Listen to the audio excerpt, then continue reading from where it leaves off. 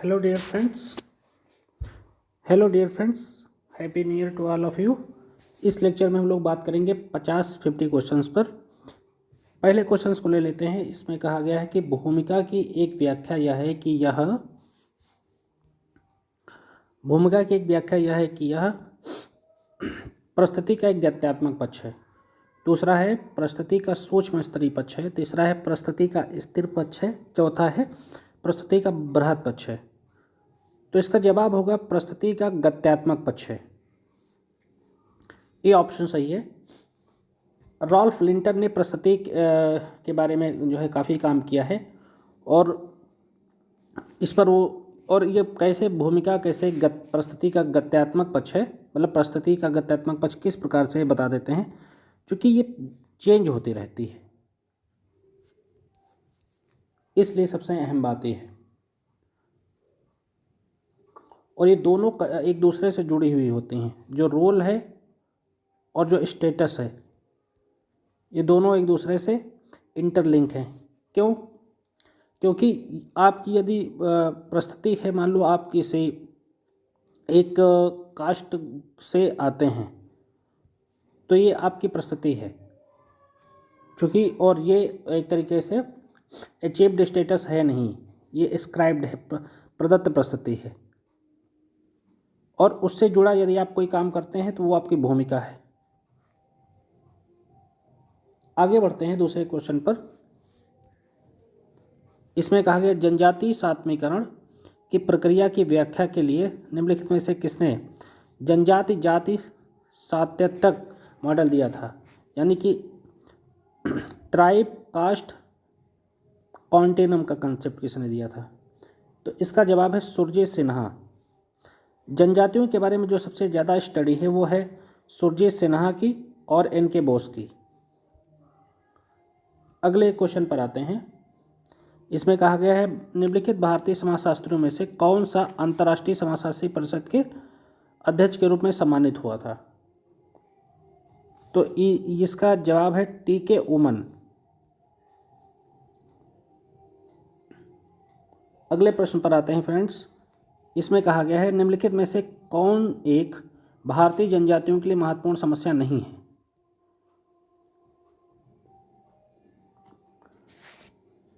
तो ये यौन संबंध, क्योंकि उनके जो जनजातियों में एक मतलब फॉर्मल फैमिली सिस्टम नहीं होता, तो उनके यहाँ पर ये महत्वपूर्ण समस्या नहीं है।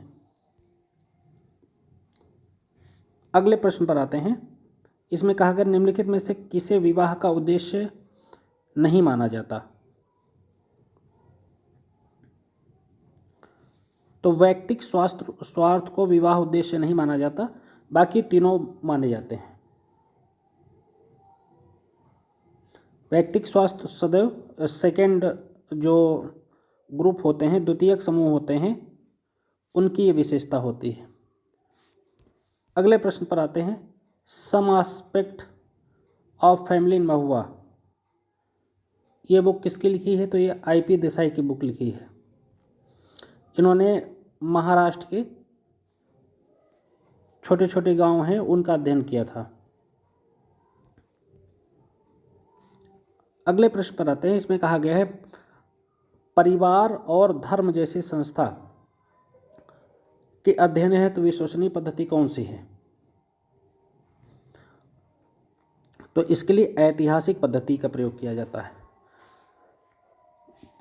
क्योंकि हम परिवार और यदि धर्म के बारे में जानना चाहते हैं तो हम इतिहास से जानें। जैसे Tylor, Max Muller, Emile Durkheim, Max Weber, इन सब का काम है काफ़ी बार जानने के बाद परिवार में बेकोफन, ब्रीफॉल्ट इत्यादि के बारे में व्याख्या की गई हैं। मैट्रियार्कल फैमिली, पैट्रियार्कल फैमिली होती थी, तो ये सब है। फिर आगे जो ये शब्द प्रयोग किया गया क्वेश्चनियर मेथड। तो क्वेश्चनियर क्या होती है? बेसिकली प्रश्नावली प्रश्नों की एक सूची है जिसके माध्यम से हम साक्षात्कार कर सकते हैं और जिस भी विषय से संबंधित हमें तथ्य संग्रहण करना है उससे जुड़े हम प्रश्न पूछ सकते हैं। साक्षात्कार के कई पद्धतियाँ होती हैं, लेकिन प्रत्यक्षता यह फेस टू फेस ही सबसे ज़्यादा फेमस है।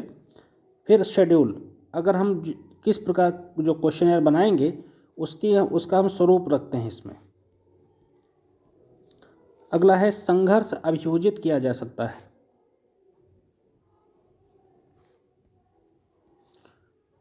तो इस समंजन द्वारा, इसका क्या मतलब है कि अगर हम ये मतलब इसे हम एक प्रक्रिया के रूप में देखते हैं, इसमें क्या होता है कि जो संघर्षरत व्यक्ति है या समूह है वो अस्थायी रूप से कुछ लोगों के लिए शांतिपूर्ण अंतःक्रिया करता है और संघर्ष को रोकने में मदद करता है। तो और लेकिन ये जो है सदैव बहुत ही शॉर्ट टाइम के लिए भी हो सकता है। मतलब जैसे है कि सरल भाषा में कहा जाए कि अगर दो लोग लड़ रहे हैं तो उनको आराम से धीरे से समझा दिया जाए कि भाई लड़ाई नहीं करिए। आगे अगले प्रश्न आते हैं, हिंदुओं में एक व्यक्ति का गोत्र निर्धारित होता था। तो वंश परंपरा के आधार पर गोत्र का निर्धारण होता है सीधा सा।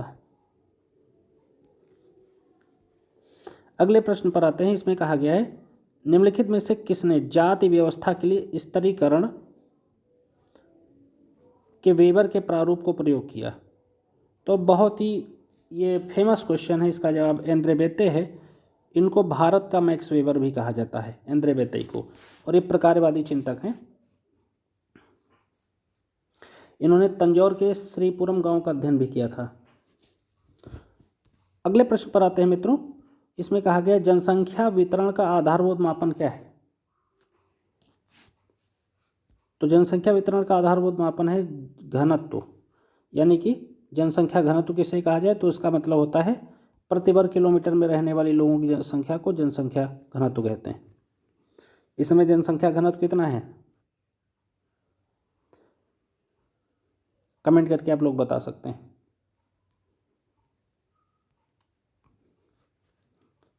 अगला, सोशोलॉजी फॉर इंडिया के लिए एक मुद्दा बनाया। तो ये TKN उन्नीनाथ महोदय हैं, इन्होंने बनाया। FG बैली इन्होंने विषयपारा का अध्ययन किया था। AR देसाई की बुक का नाम है भारतीय राष्ट्रवाद की सामाजिक पृष्ठभूमि। और इरावती कर्वे, इन्होंने भारत में विवाह परिवार नातेदारी पर काफ़ी काम किया है, बहुत फेमस थिंकर हैं ये। अगले प्रश्न पर आते हैं फ्रेंड्स, इसमें कहा गया भारत के किस राज्य में जनजाति संख्या सर्वाधिक है। तो इसका सीधा सा जवाब है मध्य प्रदेश में जनजाति संख्या सर्वाधिक है। 8.6% टोटल जनसंख्या भारत में जनजाति है। अगले प्रश्न पाते हैं, जब एक वर्ग पूर्णतः है वंशानुक्रम पर आधारित होता है तो उसे क्या कहा जाता है, जाति। और ये परिभाषा किसकी है, कूले की है या नहीं, कमेंट करके बताइए। अगले प्रश्न पर आते हैं,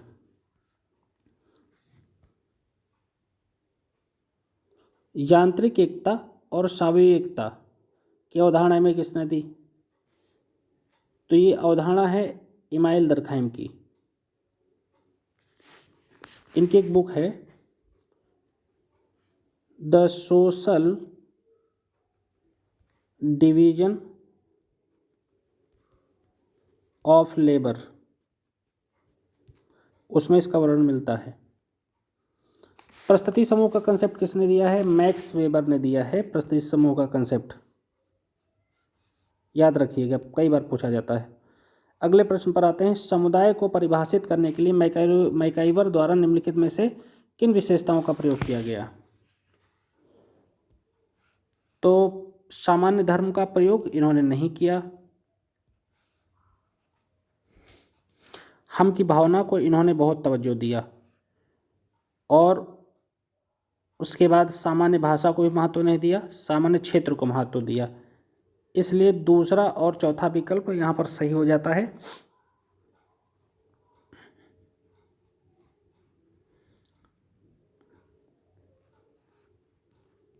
अगले प्रश्न पर आते हैं, रिक्रूटमेंटल रोल्स की अवधारणा किसने दी। ये एक नया प्रश्न है, इसके बारे में ठीक से जान लीजिए। हिंदी में भारतीय भूमिका, अब सबको समझ में आ गया होगा जो लोग पहले पढ़े होंगे।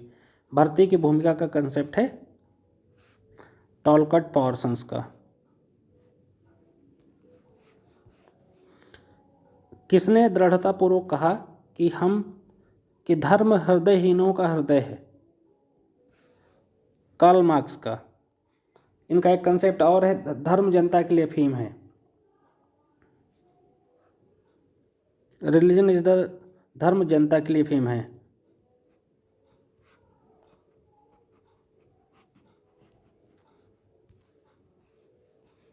अगले प्रश्न पर आते हैं। इसमें कहा गया पूर्व औद्योगिक समाज की अवधारणा किसने दी?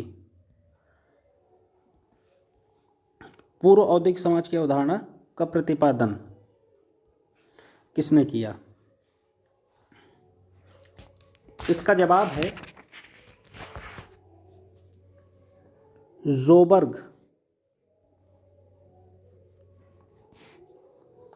सेंट साइमन किसके गुरु थे? ऑगस्ट कॉम्टे के। रॉबर्ट पार्क, इनके कॉन्सेप्ट भी बहुत इंपॉर्टेंट हैं। किंग्सले डेविस फेमस सोशोलॉजिस्ट हैं। द सिटी नामक बुक इन्होंने लिखी थी। अगले प्रश्न पर आते हैं। एक बालक का विद्यालय से भाग जाना क्या कहलाएगा? पलायनशीलता।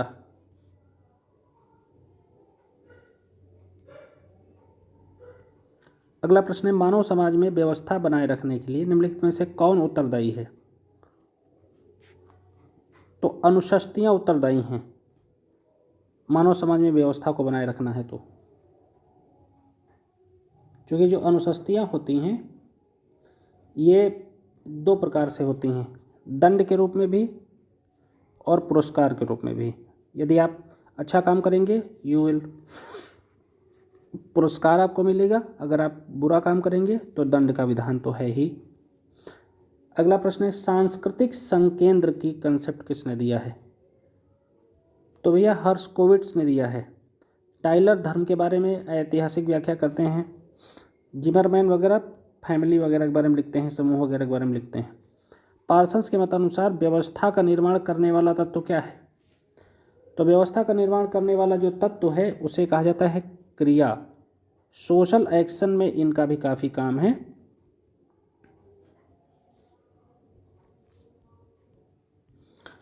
अगला प्रश्न है, थोड़ा अच्छा प्रश्न है, जिसमें कहा गया है लोक रीतियाँ रूढ़ियाँ बनती हैं कब? तो पहला ऑप्शन लेते हैं, उनका पूर्ण किया जाना, मतलब लोक रीतियों को फॉलो करना समूह के कल्याण के लिए आवश्यक और महत्वपूर्ण माने जाने लगता है, तब लोक रीतियाँ रूढ़ियाँ बन जाती हैं। दूसरा, वैसे ये सही है। दूसरा पॉइंट है, समाज उनके उल्लंघन के प्रति अधिक सहिष्णु दृष्टि अपना लेता है। गलत। लोग उनके उल्लंघन या उल्लेखन नहीं, उल्लंघन पर अनौपचारिक प्रतिबंध जैसे व्यंग्य और हल्की फुल्की आलोचना करने लगते हैं। ये सब गलत है। अगले प्रश्न पर आते हैं, निम्नलिखित में से निम्नलिखित धर्मों में कौन एक ईश केंद्रित नहीं है? तो बौद्ध धर्म ईश केंद्रित नहीं है। ये तो है, ये बहुत ज़्यादा है। ये बहुत ज़्यादा ईश्वर पर वो नहीं करते हैं। इसमें निर्वाण पर बहुत ज़्यादा फोकस किया गया है।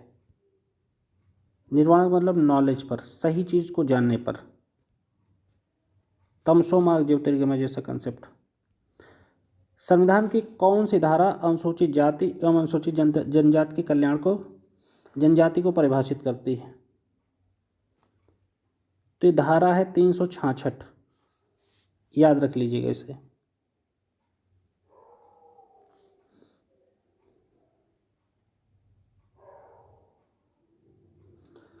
एक बात मैं बता देता हूँ, इनकी कभी कहीं भी संविधान में परिभाषा नहीं दी गई है।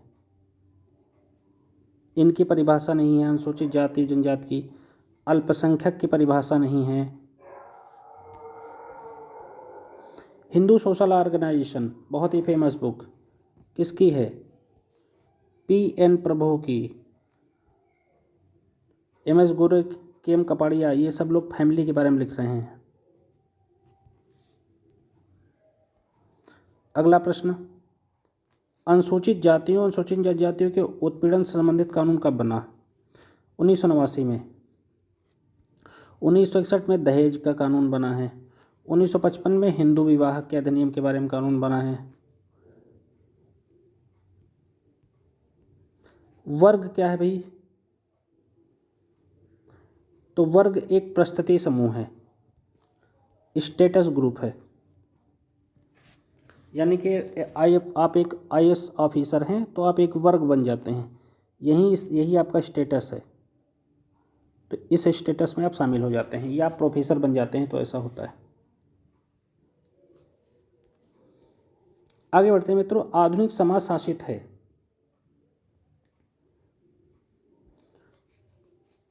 तो भाई सीधा सा रूल ऑफ लॉ से, विधि के शासन से। विधि के शासन के बारे में कौन से अनुच्छेद में चर्चा की गई है? अनुच्छेद 14।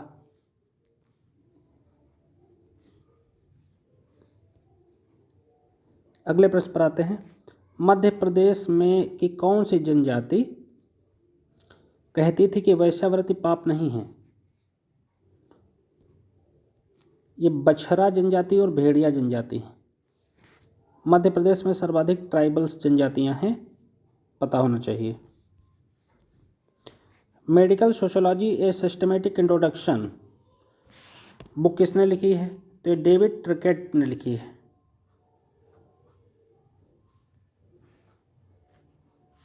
अगले प्रश्न पर आते हैं। इसमें कहा गया है, निम्नलिखित में से किसने कहा था कि मनुष्य एक सामाजिक प्राणी है?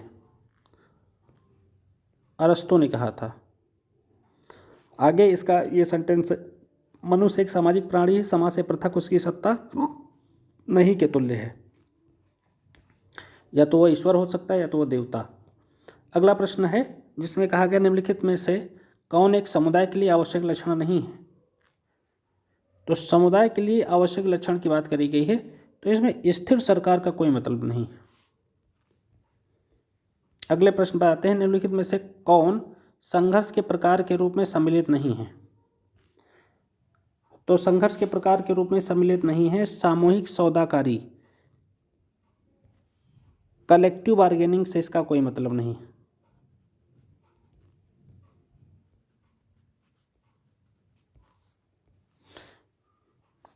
अगले प्रश्न पर आते हैं। इसमें कहा गया, सामूहिक सौदेबाजी ये 2 बार हो गया है, वह प्रक्रिया जिसने व्यक्ति या समूह अपने पदों या प्रच्छन्न विरोध के बावजूद मिलकर काम करते हैं, उसे क्या कहते हैं? उसे कहते हैं एकमोडेशन, समायोजन। अच्छा, कमेंट करके बताइए किसने कहा था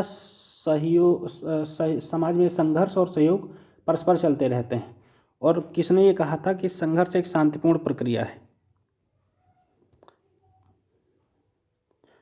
आगे बढ़ते हैं। अगला प्रश्न है जिसमें कहा गया है, समाज का गुण संपन्नता सिद्धांत स्पष्ट करता है। पहला पॉइंट कि समाज मुक्त प्रतियोगिता के विरोध में इसमें सभी कृत्रिम व्यवधानों से दूर है। यही ऑप्शन सही है। अगले प्रश्न पर आते हैं। इसमें क्या कहा गया, निम्नलिखित में से किसने टिप्पणी की थी कि घर पर सांस्कृतिक जीवन की असामान्य दशाएं विभिन्न स्तरों से आए बच्चों के असामान्य सांस्कृतिक विकास के लिए कारक बनती हैं? ये वेसोलोवस्की ने कहा है, वेसोलोवस्की। अब जैसे ये है, डायरेक्ट कोटेशंस आ गई हैं, अब इनको याद रखने के अलावा कोई दूसरा विकल्प नहीं है। इनके कीवर्ड्स पकड़े जा सकते हैं, असामान्य सांस्कृतिक विकास जैसे। अगले प्रश्न पर आते हैं। इसमें कहा गया, अत्यधिक सार्वभौमिक निकटाभिगमन निषेध विवाह क्या निषेधित करता है, मतलब रोकता है? तो इसमें कहा गया, माता और पुत्र के मध्य विवाह नहीं हो सकता, बहन और भाई के बंधन नहीं हो सकता, पिता और पुत्री के बीच में नहीं हो सकता, यानी सभी सही हैं। अगला है, निम्नलिखित में किसने वर्गीकृत और विवरणात्मक नातेदारी शब्दावली दी है? बहुत ही फेमस क्वेश्चन है, ये मॉर्गन ने दिया है। हट्टन तो परिवार के में बताते हैं, सी दुबे मैंने बताया बुक लिखी इंडियन विलेज। अगले प्रश्न पर आते हैं। वर्गीकृत और विवरणात्मक नातेदारी इसके बारे में मार्गन का काम है। ठीक है, अगले प्रश्न पर आते हैं। हिंदूज ऑफ हिमालयाज पुस्तक किसने लिखी? गेराल्ड बॉर्मैन ने लिखी है। जी.एस. घुरिये और को इंडोलॉजी का जनक कहा जाता है, भारतीय समाजशास्त्र के जनक हैं। एम.एन. श्रीनिवास उनके गुरु थे, उन्होंने क्षेत्र अध्ययन वगैरह पर काफ़ी फोकस किया था। अगले प्रश्न पर आते हैं। इसमें क्या कहा गया है? निम्नलिखित समाजों में से कौन सा एक जादू से प्रभावित है? तो जनजातीय समाज, इंडस्ट्रियल समाज या नगरीय समाज या उत्तर आधुनिक समाज, तो ये तो रेशनल हैं। किसने उचित ही कहा है कि निर्धन देशों को जीवन के पश्चिमी प्रारूपों को प्रवर्तित करने का उद्देश्य त्याग देना चाहिए? ये कहा है गुन्नार मिर्डल ने। इनकी बुक का नाम है एशियन ड्रामा। Asian drama. अगला प्रश्न है, जेसल सेफ्ट से क्या मतलब है? तो ये इंडस्ट्रियल सोसाइटी के बारे में बताता है। एक कंसेप्ट और है, टॉनीज के कंसेप्ट हैं, टॉनीज, गेमिनशाफ्ट और गेशलशाफ्ट। अगला प्रश्न है, किसने कहा था आधुनिक समाज एक भगोड़ा समाज? ये जॉर्ज रिडजर का कमेंट्स है। दोबारा लेते हैं, आधुनिक समाज एक भगोड़ा समाज है, जॉर्ज रिडजर का कॉन्सेप्ट है। एंथोनी गिडिंग्स का क्या काम है? ये बात करते हैं एजेंट एजेंसी की, डायरकी की भी बात करते हैं। अगला प्रश्न, द्वितीयक समूहों में किस प्रकार के संबंधों की प्रधानता होती है? तो द्वितीयक संबंध में द्वितीयक जो वो हैं समूह हैं, उसमें औपचारिक संबंधों की प्रधानता होती है। फॉर्मल रिलेशंस होते हैं, व्यक्तिगत संबंध नहीं होते हैं, अनौपचारिकता नहीं होती, जैसे ऑफिस में। अगले प्रश्न पर आते हैं, औद्योगिक समाजों में अप्रत्याशित परिवर्तन होता रहता है। पहला पॉइंट। दूसरा पॉइंट, औद्योगिक समाजों का संचालन टेक्नो इलेक्ट्रॉनिक संयंत्रों से होता है। तो पहला पॉइंट, औद्योगिक समाजों में अप्रत्याशित परिवर्तन, अप्रत्याशित नहीं बल्कि प्रत्याशित परिवर्तन है। ये ऐसा इसलिए है क्योंकि वहाँ रेशनैलिटी और बदलाव को ज़्यादा तेज़ी के साथ स्वीकार किया जाता है, जबकि यहाँ पर नहीं। तो पहला पॉइंट गलत हो जाता है और दूसरा पॉइंट सही हो जाता है। तो इस तरीके से फ्रेंड्स हम लोगों ने 50 क्वेश्चंस पर बात की और ये सीरीज़ लगातार जारी रहेगी। आप सभी लोगों को एक बार फिर नव वर्ष की हार्दिक शुभकामनाएं। आप लोग लगातार पीजीटी टीजीटी की तैयारी करते रहिए, हायर एजुकेशन की तैयारी करते रहिए। कई राज्यों के समय फॉर्म आए हुए हैं। मैं आप लोगों को कम से कम 3000 क्वेश्चंस करवाऊंगा, उसमें से आप लोगों को बहुत ज़्यादा जो है पेपर आएगा। यदि कोई कैंडिडेट हमारा पेड ग्रुप लेना चाहता है तो पेड ग्रुप ले सकता है। पेड ग्रुप की फ़ीस मात्र 500 रुपये प्रति मंथ है। आप लोगों को ऑडियो लेक्चर प्रोवाइड किए जाते रहेंगे प्रत्येक टॉपिक पर कंप्लीट, और साथ में टेस्ट कराए जाते रहेंगे। हम बैक के 100 टेस्ट पेपर को ले रहे हैं, 50 टेस्ट सीरीज को शामिल कर रहे हैं। जीएस के भी जो प्रश्न अब 40 आएंगे और प्लस जो करंट आएगी उसको लेंगे, उससे जुड़े टेस्ट भेजेंगे। इतने में 500 रुपये बहुत ही मिनिमम फीस है। आप लोग ट्रस्ट करिए, आप काफ़ी बेहतर लाभान्वित हो सकते हैं यदि आप इस टेस्ट सीरीज को या मेरे क्लासेस को ज्वाइन कर सकते हैं।